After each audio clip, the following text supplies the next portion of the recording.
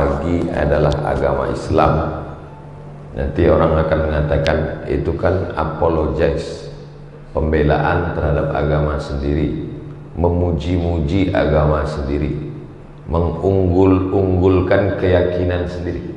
Tapi mau tidak mau, suka tidak suka, boleh adakan penelitian studi komparatif perbandingan agama, bahwa agama yang mengajarkan paling awal bangun adalah agama kita. Kata Nabi SAW, Allahumma barik li ummati fi bukuriha, berikanlah berkah pada umatku fi bukuriha, paling pagi. Jadi berkah itu ibarat burung yang berterbangan. Burung merpati dilepaskan dari sarang sebanyak 100.000 ekor terbang. Maka mana pohon yang paling rimbun, di situ dia akan hinggap. Kalau burung itu dianggap sebagai keberkahan, simbol berkah, maka mana yang paling tinggi dahannya, pucuknya, di situ dia akan hinggap, karena itu yang dia temukan duluan. Begitulah pagi ini. Siapa yang paling awal bangun paginya, itulah pohon yang paling tinggi, di sanalah keberkahan paling awal hinggap. Jadi siapa yang bangun tadi jam 3, dia yang paling banyak berkah dia dapatkan. Tapi berkah itu sesuatu yang immateri, bisa dilihat dengan mata, bisa disentuh dengan tangan, bisa ditangkap dengan panca indera, materi. Yang tidak bisa ditangkap non materi, atau bahasa lainnya fisik dengan psikis. Loh, itu dia dari tadi kok senyum-senyum sendiri. Mohon maaf Pak Ustadz, dia sakit, tapi kelihatannya badannya sehat.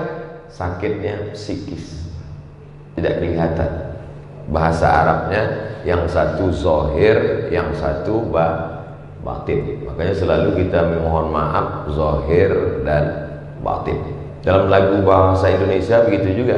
Indonesia tanah airku, tanah tumpah darahku, bangunlah jiwanya, bangunlah badannya. Badan ini yang kelihatan. Sedangkan dengan bangun pagi, kita bukan sedang membangun badan fisik saja.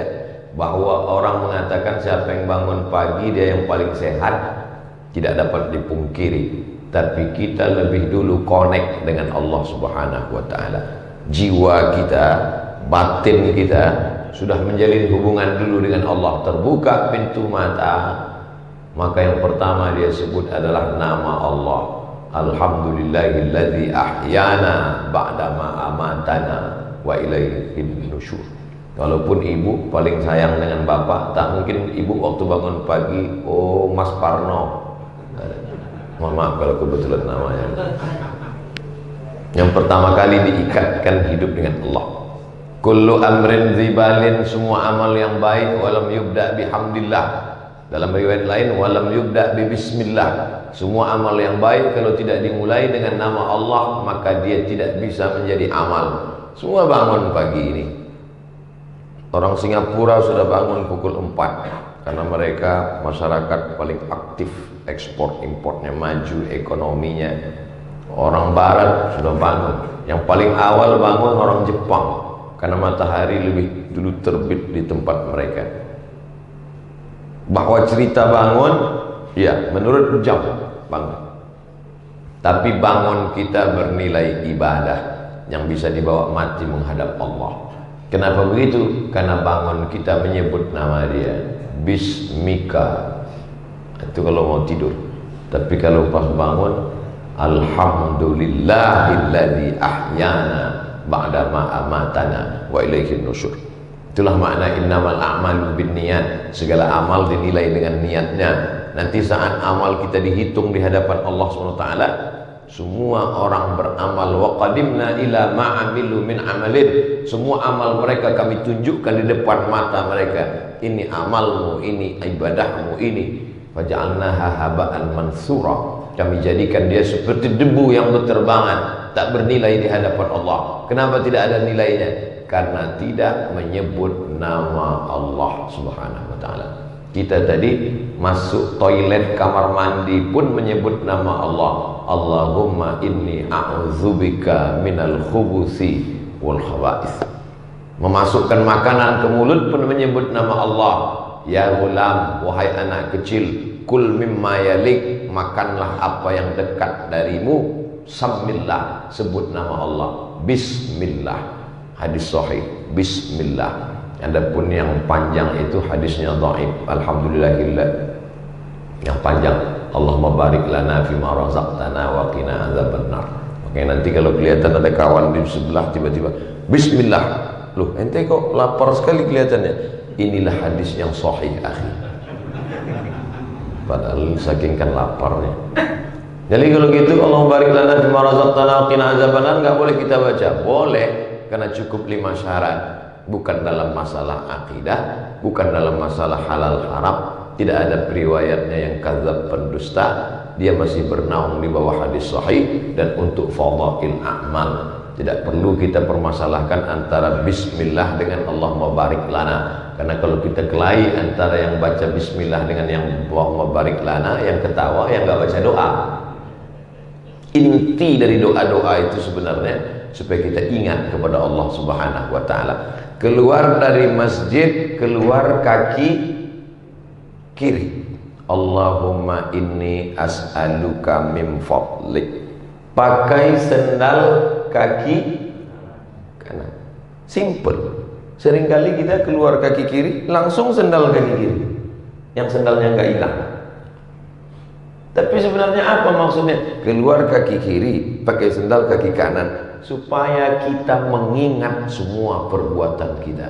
Berapa banyak kita berbuat tapi kita tidak ingat perbuatan kita.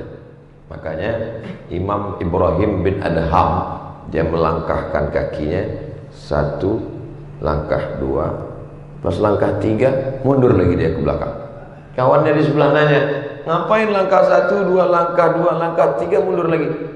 Ketika aku melangkah yang pertama, aku bisa mempertanggungjawabkannya di hadapan Allah nanti kalau ditanya. Langkah yang kedua, aku juga yakin begitu. Ketika melangkah ketiga, aku mulai ragu, apakah langkahku ini mencari ridha Allah atau tidak.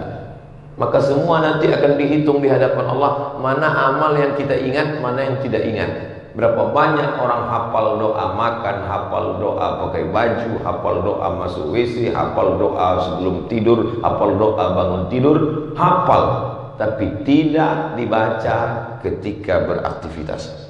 Ada sesuatu yang salah dengan memori kita. Oleh sebab itu, fungsi doa-doa adalah zikir, mengingat, sehingga setiap gerak langkah mengingat Allah Subhanahu wa taala, maka dia menjadi ibadah di hadapan Allah Subhanahu wa taala. Masuk tadi ke dalam, Allahumma ftahli abwaaba rahmatik. Nanti keluar, Allahumma inni as'aluka min fadlik. Kalau tidak tahu bacaannya Pak Ustaz, bismillah. Dengan nama Allah Subhanahu wa taala. Seperti tukang sisir Firaun ketika akan menyisir keluarganya, keluar dari mulutnya bismillah, dengan nama Allah Subhanahu wa taala. Yang lain berkata atas nama jabatan, yang lain berkata atas nama kekuasaan, yang lain berkata atas nama harta, tapi kita tidak demikian. Bismillah. Semua yang dilakukan atas nama Allah menghilangkan kekecewaan, ketakutan dan kesedihan. Orang yang berkata atas nama jabatan, atas nama kekuasaan, atas nama materi benda, kalau dapat bahagianya luar biasa, kalau tidak dapat stresnya juga luar biasa. Sedangkan orang yang mengatasnamakan Allah, kalau dapat alhamdulillah, enggak dapat husnuzon sama Allah, berarti Allah punya rencana yang lebih cantik dan lebih indah daripada itu. Kenapa? Karena semuanya atas nama Allah. Dengan nama Allah lah maka rasa sedih, gundah, galau, stres, depresi hilang dari hati seorang hamba. Pucat wajah Abu Bakar Siddiq di dalam Jabal Thur ketika ketakutan melihat kaki kafir Quraisy. Lau absara, seandainya mereka melihat kaki mereka, la absarana, mereka pasti melihat kita Muhammad. Seandainya mereka melihat kaki ke bawah, pasti mereka melihat kita. Apa kata Nabi? Ma zannuka bitsnaini fallahu salisuhuma. Kalau kau sangka kita di sini cuma berdua, tidak wahai Abu Bakar, Allah yang ketiga. Kalau kita bertiga, Allah yang keempat. Kalau kita empat, Allah yang kelima. Wa huwa ma'akum ainama kuntum. Dia bersama kamu dimanapun kamu berada. Maka itulah fungsi dari setiap doa dan zikir, merasakan keberadaan Allah. Ketika kita merasa sepi sunyi, maka Allah bersama kita. Ketika kita merasa kecil dan kerdil, Allah tetap ada. Maka besarkan hati dengan keberadaan Allah. Allahu Akbar. Selesai sholat tetap subhanallah 33, alhamdulillah 33, Allahu Akbar 33, la ilaha illallah wahdahu la syarikalah, lahul mulku wa lahul hamdu yuhyi wa yumiit wa huwa ala kulli syai'in qadir. Itulah kultum kita pada subuh kali ini. Banyak panjang pendeknya ceramah sesuai dengan besar dan kecilnya masjid. Bukan itu, kita akan ke masjid. Jangan merasa kecil hati. Yang dinilai adalah keikhlasan ke hadapan Allah Subhanahu wa taala. Mudah-mudahan kita termasuk orang yang ikhlas insyaallah. Terima kasih atas segala perhatian, mohon maaf atas segala kesilapan. Walaupun kita berpisah tempat dan waktu, tapi insyaallah kita tak pernah terputus dalam ingatan dan doa. Wallahul muwaffiq ila aqwamit thariq. Wassalamualaikum warahmatullahi wabarakatuh.